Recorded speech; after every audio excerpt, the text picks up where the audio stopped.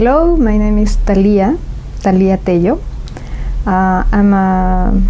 I was born in Mexico, and I've been in Yekaterinburg 2 years. I work here in a few places. One place is a dance academy to dance. I work as a teacher there of dance. And I also work in a sportive club called Kalininets.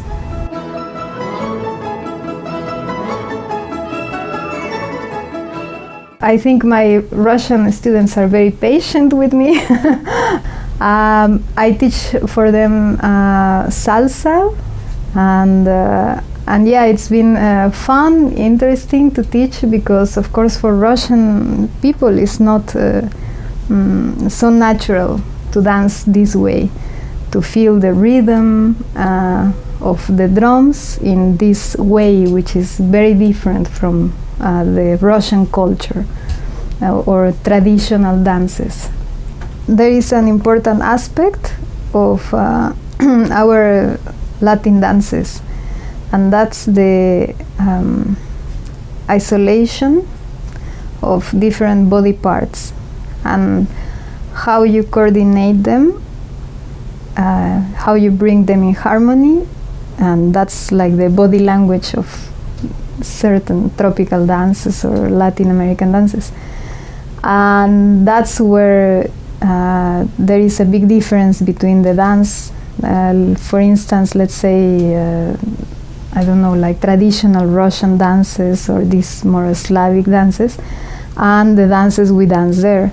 So it's not about rhythm or fast or slow, it's not that, it's more how you move certain body parts in accordance to other body parts. So we move the hips to one side and the shoulders to the other side, and that's where the difficulties might appear. But I've seen great dancers here also in Russia, in Yekaterinburg, dancing salsa and all this bachata and all this. So I think it's just a matter of teaching and practicing. Yes.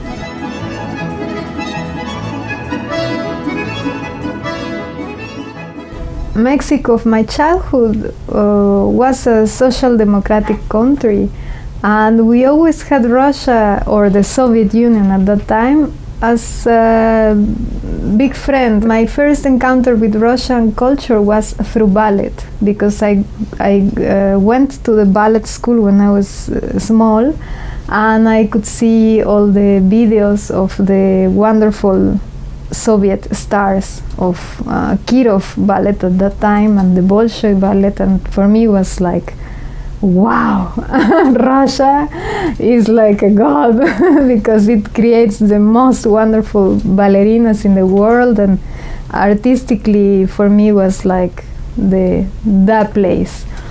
And probably I created my own myth of Russia, because I thought here everyone listens classical music and goes watch ballet and they know about theater, Stanislavski and all this, and it's not like that.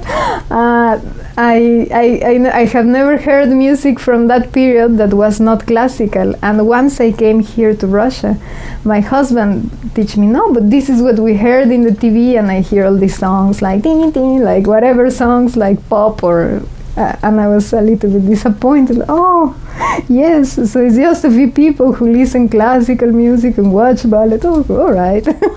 Anyway, maybe that's my own myth about Russia. But I also, when I grew up older in Mexico, I watched all the films of Tarkovsky. They were shown in the university in Mexico for free, and I went to watch them all, and I fell in love with Tarkovsky, and he gave me also, of course, another point of view of Russia, and especially with his first movie, and then Andrei Rublev also. So I think, of course, it's so different to live here and to have Russia from movies or from something else, but I always had like a very high thinking about Russia as a country, as a nation. Yes.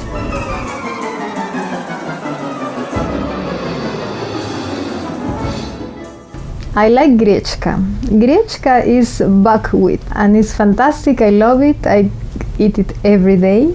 My mother-in-law taught me how to cook borscht. Borscht is probably the most famous soup, Russian soup.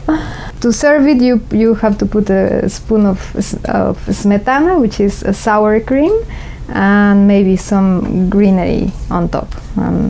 Salt, pepper, that's it. It's wonderful. I love it. It's very tasty. My mother-in-law cooks a very tasty fermented cabbage with carrot. And she puts some spices there, some condiments, like maybe fennel seeds and all this, and it's just very delicious. It took me 1 year to like it, but now I really love it. Yes. And I love berries. In Mexico we don't have berries. We have a few strawberries maybe. It's not a berry land. So when I came here and the first summer came, I was fascinated, and I'm still fascinated, and I love berries, and I go to the forest and pick them up and, and put them in sugar, and I still have some raspberries in the fridge from the forest. So I think it's a wonderful food.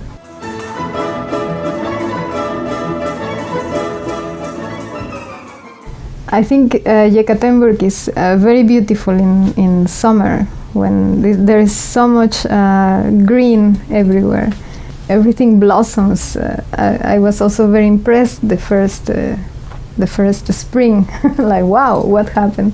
I could not recognize places. I like downtown area. I like Lenin Street, for example, sometimes near the university, which is very green and very beautiful.